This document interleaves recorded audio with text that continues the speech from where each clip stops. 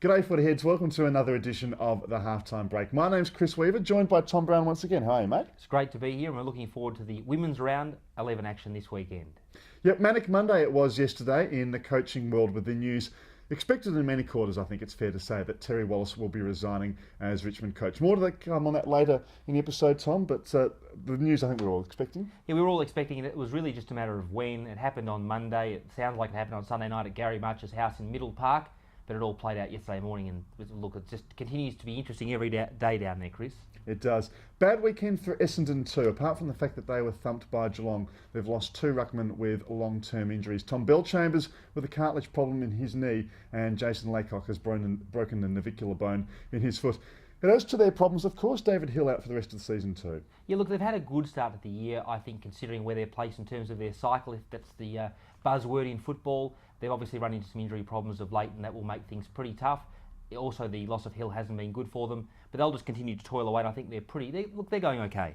Going okay, we'll see how they go in the second half of the year. And St Kilda, well, they've been touted by many as a premiership chance this year, of course, being undefeated after 10 rounds. And now this week, Geelong's Mark Thompson has come out and said that St Kilda lead the competition in all facets. Do you agree, Tom? I do agree at this stage, but there's one time it's going to matter, I think, for St Kilda and Geelong. It's going to be around the 20th of September this year when we get into the preliminary final and grand final action. I think they'll both be thereabouts, of course, and that's when it matters, at about 5 o'clock on the 29th of September, I'd say, Chris. Yeah, I reckon it's a bit of brinkmanship simply on Mark Thompson's part to take pressure off his side. Now, the rising fast for this week, who have you got, Tommy?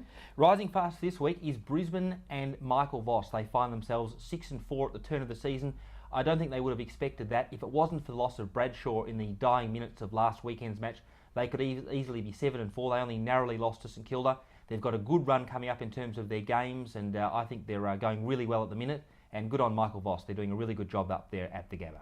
Yeah, they're flying at the moment. They've got Carlton this week in a game which will be a real test for the Blues as well, travelling to the Gabba.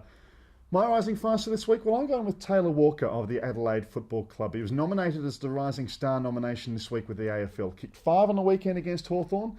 He is touted by some Adelaide fans as the new Modra, but I remember from Norwood fans that I spoke to last year, they were excited about him after he kicked 7 goals in a SANFL final against Port Adelaide Magpies. Really one to look out for there. Terrific. Now, sinking ship this week, who have we got, mate? It's Richmond. If they don't go for an experienced senior coach, they've got a great club history down there at Richmond. It's such a close competition. They've built up their resources under the leadership of Gary March. They should go for a Ken Hinkley in terms of his experience down at Geelong, or alternatively someone like Dean Laidley, who I think could benefit from a bit of a change of scenery, so to speak. Lock in an experienced coach and rely upon their great history and great talent. Kevin Sheedy, I'm sure if he was asked, I'd say he'd come down and assist for the remainder of this year. I know there's been some talk about Wayne Campbell and David King. I'm sure they're terrific blokes and they've got good experience, but they're not the men that Richmond need. So Richmond, sinking ship for me if they don't go for experience, Chris. No, I disagree with that. I reckon they'll go for a rookie, and I reckon Jade Rawlings, the current coach at Coburg, will be one in the mix. Whether he's a caretaker, which will be announced on Saturday or not, I suspect that won't be the case, but I think they will go for a rookie, and I think it might be the wise move for the Tigers. What about the fat this week, mate? The issue which is going to dominate. I think John Worsfold. We're a bit immune from Western Australian news over here in Melbourne throughout the course of the week. They're 3-7 West Coast. They've got a tough game coming up this weekend against Geelong over at Subi. They could find themselves 3-8. I know Worsfold wants he's come out and basically said that he wants a 3-year extension. I think that issue will continue to rage on over there, Chris, because at 3-8 you couldn't describe them as going that well. Going to the second half of the season, and whether that's deserving of an extension, I'd say not. He's got guys like Peter Sumich snapping his heels, so it'll be interesting to see how that transpires over the next few weeks. A couple of good young players coming through for West Coast. Tom Swift made his debut on the weekend. And the other catch-22, of course, for both Worsfold and West Coast is at 3-7 as they currently are. If they win fewer than 2 games for the rest of this season, they're in line for priority pick the final year before the compromised 2010 draft. Yeah, the priority pick this year is as valuable as ever, and you think that Melbourne and West Coast are in a bit of a foot race out to the far side of the wing, trying to get that first pick, Chris.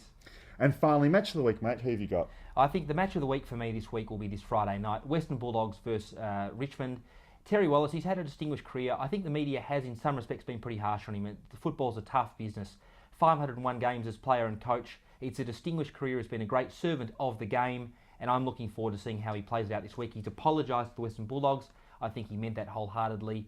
His exit there wasn't ideal, as he's come to say this week, Chris, and I'm looking forward to seeing him bow out this Friday night for a bit of football nostalgia. Only 2 players are still playing in the AFL from his first game as a senior coach in 1996. Ben Cousins and Brad Johnson, and they'll both be appearing too in his final game as a coach on Friday night. So the circle has come truly right round. And my game of the week, I'm going with Brisbane Lions versus Carlton on Saturday night at the Gabba. Once again, Carlton, they don't travel well interstate, as we've seen, and the Lions are flying. It should make for a terrific contest. Now, Chris, we shouldn't leave out Ben Cousins in our football update this week. What was he thinking the other night? Probably not too much. That's all for this week, Footy Heads. Leave your comments in the box below and we'll get back to you and let you know what we think of our thoughts on footy next week. See you later, Footy Heads. Thanks, Footy Heads. It's great to have your company.